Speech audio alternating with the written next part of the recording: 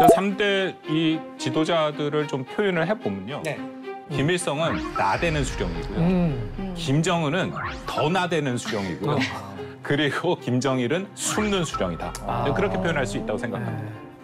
오늘 진짜 예상외의 인물들이 주인공이라서 그런지 본격적인 라이벌 라운드에 들어가기 전부터 이렇게 스튜디오가 시즌스럽기도 하고 네, 조금 무섭기도 하고 자, 어찌됐든 기대가 됩니다. 자, 첫 번째 대결 키워드 바로 공개해 볼까요?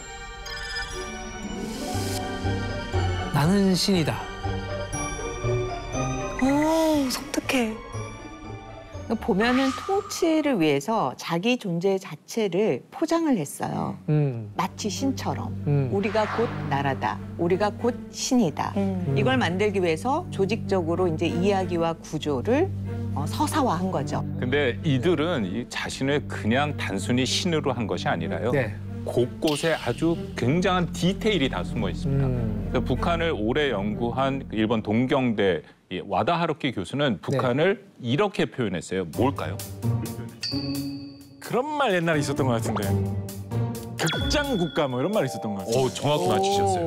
오. 예, 맞습니다. 그러니까 쉽게 말해서 김씨 일가는 북한이라는 무대에서 자기 입맛대로 만든 영화를 상영 중인 거죠. 아, 영화 제목은 뭐 이렇게 붙일 수 있을 것 같아요. 총대 철학, 수령의 신화, 백두혈통의 전설.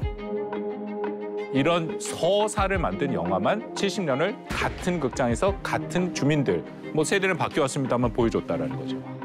어떻게 그래도 이렇게 긴 시간 동안 신격화가 될 수 있지라고 생각했는데 이렇게 되면은 사실 주민들은 믿을만 할 것 같긴 해요. 계속 세뇌가 당하니까. 그러니까 쉽게 말하면 이제 극장 밖으로 못 나가서 극장 밖이 어떤 세상인지 모르는 거죠. 자, 그러면 결국 북한이라는 사회는 감독 김일성, 주연 김정일, 김정은 이렇게 되는 건가요? 근데 그러고 보니까 이 네. 속에 담겨 있는 어떤 이야기, 더 숨어 있는 진실이 뭔지 점점 더 궁금해집니다. 네. 자, 그럼 이쯤에서 대결 키워드를 꿰뚫는 히스토리를 먼저 들어가 볼까요? 모두가 곤히 잠든 밤 어디선가 갑자기 고요한 마을을 뒤흔드는 소리가 울립니다. 기습이다! 기습이다! 도망쳐! 압록강을 끼고 선 국경마을 보천보를 급습한 건 만주에서 은밀히 건너온 130여 명의 항일 투사들이었습니다. 일제 파출소의 무기고를 부수고 거침없이 나아가기 시작해요. 일본군이 하나 둘 쓰러졌어요. 단 15분 만에 수천 명의 일본군을 무찌르고 대승리를 거둔 항일 투사들. 그리고 그날에 전해진 승전보 중심엔 한 남자가 있었습니다. 네, 그 방금 유리 씨가 얘기해 준 얘기는 실제 있었던 전투는 맞습니다. 아? 예, 그런 것처럼 이게 1937년 6월 4일에 일어난 보천보 전투를 재구성한 거예요. 이게 김일성이 1930년대에 만주에서 항일 유격 부대를 끌고 이른바 빨치산 투쟁이라는 것을 한 거거든요. 예. 그 부대를 이끌고 보천보 전투에서 승리를 거둔 것은 사실입니다. 이거를 북한은 일제와 싸워서 대승리다라고 과장했는데 그 전투는 실제 15분짜리 습격 사건이다. 문제는 당시 실제 일본 파출소, 주재소라고 불렀죠. 네네네. 거기에 그 몇 명이 있었는지 혹시 조금이라도 상상이 가세요? 수천 명이 있었을까요? 아, 그 인원이 달랐구나. 인원이 지금까지 알려진 거에 따르면 한 5명 정도 있었다고 에잉? 합니다. 그리고 또 하나는 그 5명 중에 다 5명이 뭐 경찰이나 군인도 아니고 한 명은 민간인이고 또 한 명은 어린애다. 뭐 그런 얘기도 있습니다. 그러면 실제로 뭐 3명이 있었다는 거 아니에요? 그렇죠. 예, 그 정도고. 그런데도 북한은 이 사건을 마치 항일 전쟁의 전환점이다. 그리고 김일성은 일본 제국을 무너뜨린 해방자다. 이제 그렇게 쓰고 있는 것이죠. 이 짧은 팩트에 엄청난 거짓과 과장을 붙여갖고 본인을 북한의 전설로 만든 거네요, 결국에. 그렇습니다. 네. 그런데 그 이후에는 전설을 만들었으니까 네. 이제 전설이 진짜처럼 굳혀버려야 되는 거잖아요. 네. 이제 그 작업을 북한이 했는데요. 북한 전역을 돌아다니면서 이 수령이라는 사람들이 성지를 만듭니다. 그래. 그러니까 성지라는 게 예를 들어서 김일성이 어디를 다녀갔다. 그럼 북한 언론은 그거를 기적이라고 보도를 해요. 그래서 마치 수령님이 다녀간 그 순간 기적이 일어났다라는 거죠. 그래서 실제 김일성이 가서 예를 들어서 앉았던 의자, 뭐 만졌던 심지어 벽, 뭐 돌 그런 것들도 다 신성하다면서 전시를 합니다. 자, 근데 여러분, 이런 예. 단어가 생각나네요. 저 가스라이팅. 가스라이팅. 가스라이팅 그렇죠. 이런 맞습니다. 단어 가스라이팅. 생각나요. 엄청난 가스라이팅. 소름 돋아요. 자, 근데 여러분 여기서 아직 놀라긴 이릅니다. 아까 제가 살짝 들었는데 더 충격적인 얘기들이 많아요. 그렇죠, 박사님? 맞습니다. 일단 김정일은 출생의 비밀이 있죠. 출생의 비밀이 있죠. 네. 김정일 또 이제 서사가 있는데 눈보라치는 백두산에서 항일 유격대 부부가 천신만고 끝에 아이를 낳았는데 네. 그 아이가 이제 김정일이라는 거죠. 네. 근데 보면 이 아이가 태어날 때 백두산 상공에 별이 빛났어요. 광명성이라 불리는 별이 빛났다. 이거 예수 아니에요, 예수. 예수. 동방 박사가 큰 별을 보고 따라갔더니만은 네. 예수님이 그 구유에 누워 있었다. 좀 그거랑 좀 비슷한 느낌인 거죠. 근데 왜 하필 백두산이라고 했을까요? 백두산이 우리 민족의 영산이니까. 신격하기 위해서 그걸 좀 빌려 쓰지 않았을까요, 이야기를? 우리나라 역사 중에 신화 배웠을 때 처음 나오는 게 무슨 신화죠? 당군신화. 당군 신화. 네, 민족의 뿌리인 당군 신화가 탄생한 곳이 바로 백두산이거든요. 그래서 북한에서는 백두산을 전설의 성지로 여기는 거죠. 백두혈통이라는 거죠. 그걸 강조하려고 그럼 백두산에서 태어났다. 그렇죠. 백두산의 전기. 다들 뭐 생각하시겠지만 네. 그냥 뻔한 그냥 서사를 위한 이야기잖아요. 네네네. 실제로 김정일은 어디서 태어났을까요? 백두산 아니면 뭐 백두산이 아니에요. 금강산? 러시아 하바로프스크. 러시아? 네, 러시아에서 태어났어요. 아. 네, 이처럼 북한 네. 2대 지도자가 된 김정일이 자신만의 그런 전설을 만들기 위해서 이런 짓까지 벌였는데요. 땡땡 나오는 이런 짓이 뭘까요?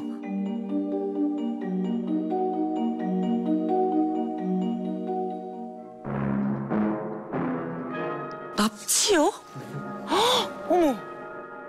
그때 난리 났었어요. 네, 난리 났었어요. 6년 전 실종됐던 최은희 신상옥 씨가 북한 교련에 강제 납치돼 북한에 억류돼 있는 것으로 밝혀졌습니다. 북한 교련은 이들을 해성과 금강산 등지로 끌고 다니며 김일성 부자의 우상화 작업에 동원해 선전 영화 제작에 이용하고 있습니다. 이게 당시에 당대 최고 여배우인 최은희 씨와 그리고 우리나라 최고 감독이죠. 대표적인 감독이죠. 예, 신상옥 감독을 납치해서 북한에서 영화 제작에 맞아요. 계략을 하게 했던 그런 사건입니다.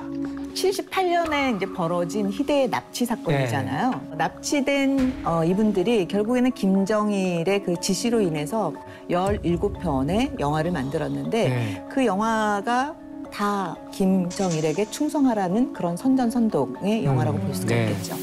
그러니까 북한에서 결국에는 두 분을 납치한 이유가 우리 앞에서도 북한이 극장 국가라 그랬잖아요. 네. 권력을 강화하고 자신의 그러한 신화를 확산시키는 가장 강력한 무기가 바로 영화라는 그 특성을 활용을 하기 위한 거예요.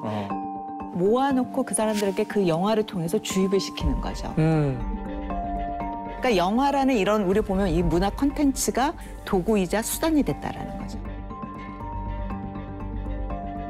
김정일이 굉장히 영화광이라는 얘기는 옛날부터 많이 있었잖아요. 맞아요. 네. 그래서 두 분이 가서 영화 제작을 굉장히 이제 전폭적으로 이제 만들었는데 근데 그 방식이 상상을 초월했어요. 소금이라는 작품을 찍을 때예요. 어머니가 소금을 들고 산을 막 배회하는 씬을 찍는데 바람이 불었으면 좋겠는 거예요. 근데 아무리 강풍을 돌려도 그 효과가 안 나니까 김정일 위원장에게 전화를 했죠. 공중에서 헬기가 돌아주면 제대로 효과가 날 것 같은데 하니까 다음날 헬기가 왔대요. 어머. 기차가 마주치면서 폭파하는 장면도 얘기를 하니까 김정일 위원장이 딱 한마디 해요. 열차 그냥 폭발시키면 되죠. 야, 이게 진짜 말이면 다 되네요. 네, 말이면 다 되네. 저 이렇게 보니까 좀 무서워지기 시작했어요, 더. 아까 납치 사건, 뭐 열차 폭파, 그냥 생각한 걸 다 그냥 서슴없이 해버려요. 누구 눈치를 보는 것도 아니고 그냥 북한에서 얼마나 이 김정일이 당시에 신격화돼 있었는지 그런 것들이 좀 느껴지기도 하네요. 맞아요. 그럼 김정은은 어땠을 것 같아요? 저는 기억이 나는 게 김정은이 이제 지도자가 됐다라고 하는데도 그 사람 사진을 전 세계 언론들이 구할 수가 없어가지고 아주 어릴 때 찍은 꼬꼬마 사진 그게 하나가 맞아요. 온갖 방송에서 다 돌아다니고 그때는 있던. 좀 슬림했어. 네, 슬림한 장면이 나왔잖아요. 저도 기억나는 건 최연소 통치자라고 그게 가장 기억이 나요. 이런 모습도 놀랍긴 했지만 그거보다 더 놀라운 이유가 있어요. 왜냐하면 공식적인 후계자라고 이제 짠 밝혔는데 너무 누구랑 닮아 있었던 거죠. 예. 그거는 아니 그건 너무 충격받고 너무 놀란 게 너무 똑같다고 생각해가지고 저기 수령님하고 똑같은 분이시다 하면 이렇게 놀랐는데 김정은이가 딱 그렇게 하고 나온 거 보면은 이건 의도적으로 김일성의 피를 받은 백두혈통이다. 그 효과가 어딘가에 좀 먹혔어요. 북한 주민들한테. 아, 너무 닮았다. 저 지금 사진이 맞아요, 나오네요. 맞아요. 네, 김일성 거의 비슷한. 우리나라에서도 사실 많이 이제 됐었잖아요. 네. 지금 보면은 자기의 취약점을 가리기 위한 거예요. 아버지인 김정일은 후계자 시기가 길었잖아요. 근데 김정은 굉장히 짧았죠. 이 모든 거를 어떻게 보면 극복하기 위한 가장 좋은 방법이 할아버지 때의 그 기억을 모두에게 회상을 시켜서 김정은에게 카피 페이스트를 해서 그걸 쭉 이어가는 모습을 재현시킨 거라고 볼 수가 있죠. 대리하는 것을 확신하면서 조선노동당 제6차 대회의 개회를 선언합니다. 대리라는 것을 확신하면서 조선노동당 제7차 대회 개회를 선언합니다. 근데 집권 초기부터 이렇게 강력하게 우상화 작업을 하긴 했는데 그러면도 김정은에 대한 신뢰가 떨어지는 일이 발생하게 됩니다. 북한에서도 이 수령의 신뢰가 떨어져요? 그러니까 그 정도로 북한 주민들의 입장에서도 이건 좀 아닌데 하는 이제 그런 일들이 발생하게 되는 거죠. 갸우뚱하는. 그렇죠. 그럼 신뢰가 떨어진 이유는 뭡니까? 좀 너무 황당한 얘기를 하는 거죠. 황당한 얘기. 그것도 일정 수준 범위 내에서 뭔가 얘기가 돼야 되는데 그걸 넘어서는 얘기가 나와버리니까 이건 뭐지 하고 북한 주민들이 김정은에 대한 신뢰가 떨어져 버리는 거죠. 자, 그럼 그 신뢰가 떨어진 그 황당한 이야기가 뭔지 곽재식 작가님이 한번 얘기해 주세요. 김정은은 3세 때 총을 쏘았고 9세 때는 3초 내에 10발의 총탄을 쏘아 목표를 다 명중시키며 100% 통구멍을 내 사격 선수들도 따르지 못할 명중률과 속도를 보여줬다. 이거는 제가 볼 때 디스하는 거예요. 이거는 찬양하는 게 아니고 말이 되는 소리를 해야지 이거를. 3살 때 총 어떻게 들어요? 3살 때. 이게 어디에 실린 내용입니까? 이게 그 소학교, 교과서에 실린 건데요. 공식 자서전에는 사실 더 심한 얘기가 나옵니다. 어떤 얘기? 예를 들어서 김정은이 6살에 사나운 야생마를 길들여갖고 시속 200km로 달렸대요. 그것도 있고 9살에는 유럽의 파워보트 레이싱 챔피언과 시합을 벌여갖고 2번이나 이겼다. 그렇게 쓰여 있습니다. 그러니까 이게 너무 황당하잖아요.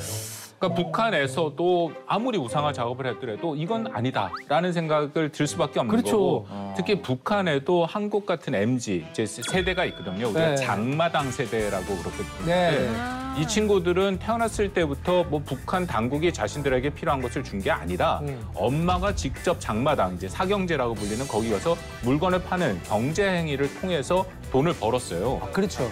그 전까지는 배급이었는데 배급이 끊기면서 나오기 시작한 거죠.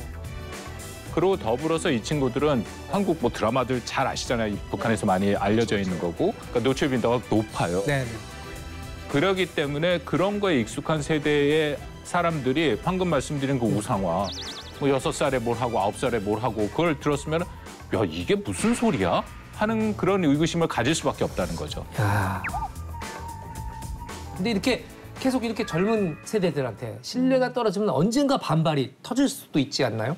그래서 김정은은 핵무기를 가진 뭐 강경한 이미지도 있지만 동시에 핵무기를 가진 자비로운 그런 어떤 수령, 신 그런 이미지까지 입혔어요. 그러니까 내가 핵이 있어라고 얘기를 하면서도 동시에 눈물을 흘리는 모습을 보이고 수령이 눈물을 맞아, 흘리는 거 맞아, 처음이었습니다. 맞아. 그리고 아이를 안아주고 제 현장에 뭐 저기 맞아. SUV에 타고 갔다가 막 맨발로 그죠? 그렇습니다. 현장. 이게 다 일종의 주민들에게 신뢰를 보이고 감동받게 하려고 하는 하나의 쇼다. 이미지 정치다라고 볼 수 있는 거죠. 아.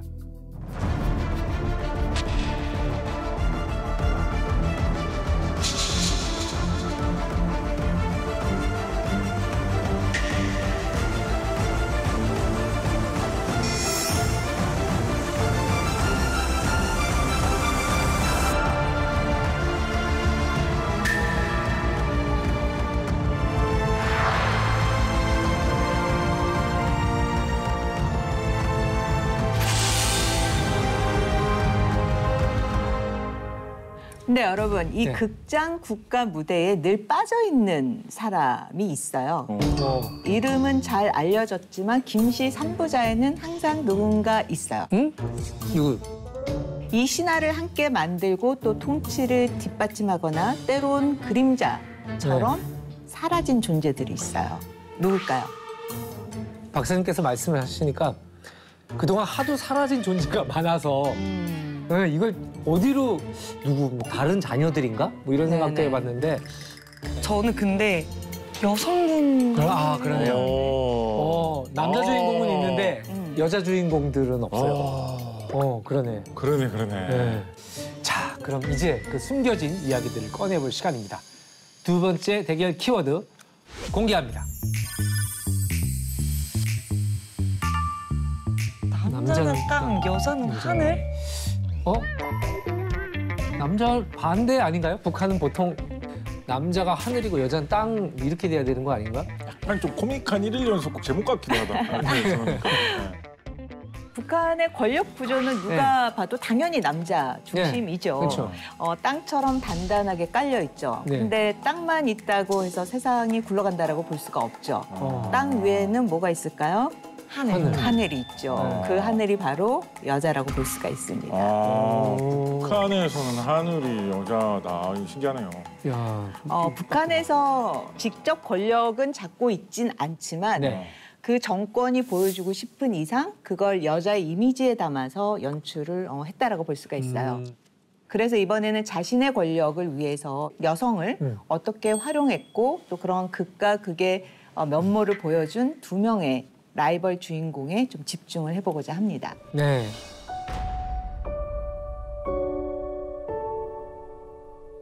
그날 강물은 유난히 잔잔했습니다. 모든 것이 숨을 죽인 듯 고요하던 대동강. 이곳에 한 남자가 나타납니다.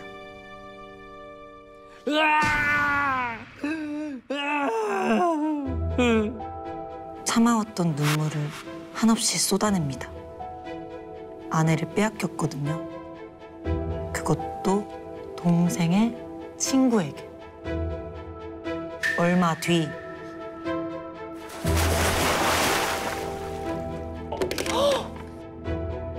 잔잔하던 강물에 거센 물결이 일었어요.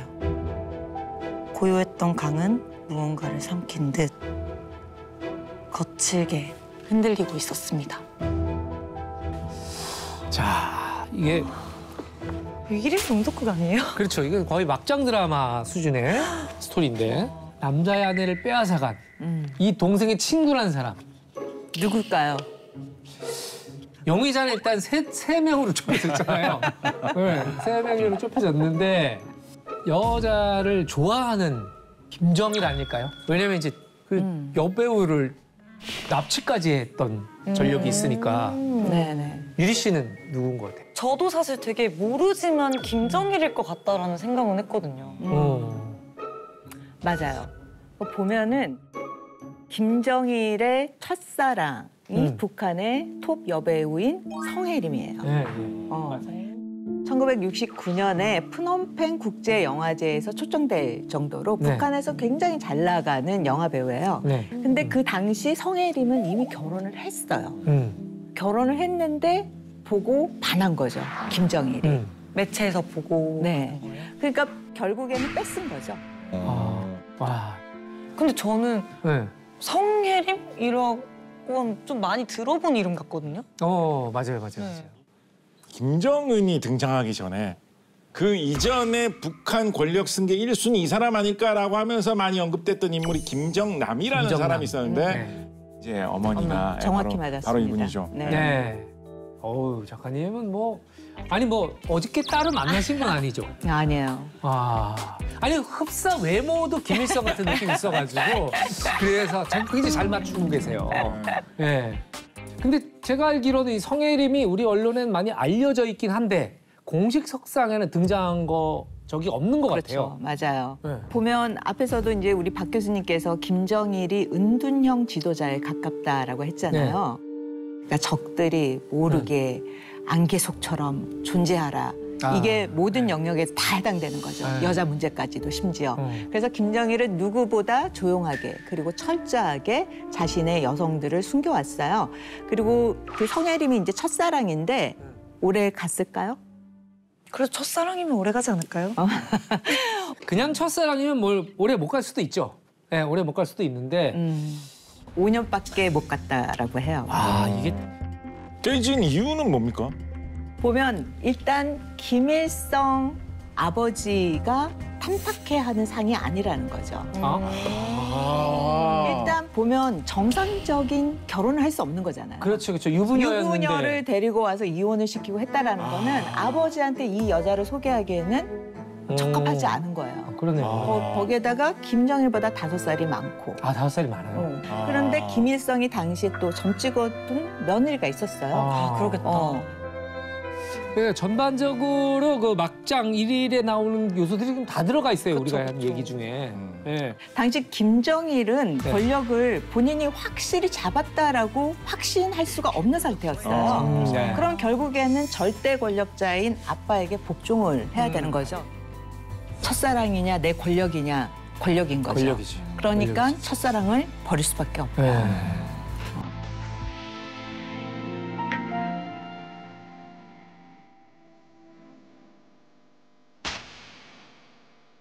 이분도 배우셨구나. 와. 친구분이셨어. 예, 성혜림은 나하고 동갑이고 요거 시절부터 대졸까지 동창이야. 간유가 연극부 졸업하고 난 무용학부 졸업생고 하니까 친구고 동창이고 하니까 그저 계속 같이 댕겼지 뭐. 이분도 북한 인텔리네 그럼. 그렇죠. 아주 이뻐요. 귀엽고. 웃으면요 보조개가 쏙 들어가고 키는 나보다 훨씬 크고 호리호리하고 크고 늘씬하고 영화배우답고. 나 5호 댁에 가 그러더라고. 5호 댁? 5호 댁에 가면 오늘 보는 게 마지막이네 하고 헤어졌죠. 1호 가게는 김일성 가문한 모든 가족을 다 합해서 1호 가게. 5호 댁은 직계 가족. 부모, 형제, 자매만 5호 댁. 그것도 5호 댁에 가면 못 봐요. 김일성 궁전에 가는데. 성혜림이가 5호 댁에 간다는 건 정일이가 데려갔으니까 정일이가 좋아해서 데려간 거죠.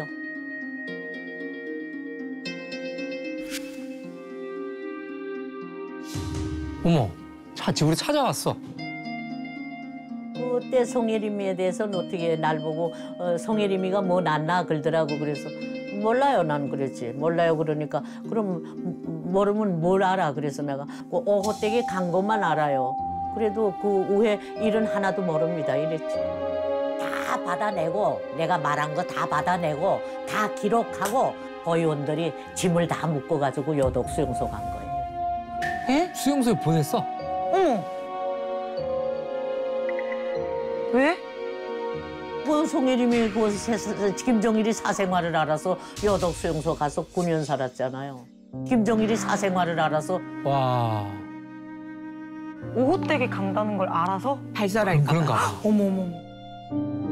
엄마 아버지 식구 다 죽고 나 혼자 나와가지고. 와 진짜 지독하다. 아이고 말도 마요. 여독 수용소하고 그 식구 다 죽고 이렇게 홀로 온 게 어디 있어요. 아이고. 아니 당사자도 아니고 그 사실을 사건 관련인 안다라는 거 이유만으로 발설을 방지하기 위해서 와, 이거는 성혜림은 그 이후에 어떻게 됐나요? 오हु댁에 간 성혜림의 삶도 예상하시겠지만 불행했겠죠. 네, 보면 그냥 결국에는 또 이런 일들로 인해서 또 성혜림은 극심한 이제 우울증에 시달리게 되는데요. 그 치료를 위해서 이제 평양과 모스크바를 오가면서 치료를 받았지만 병이 쉽게 나아질 수는 없었어요.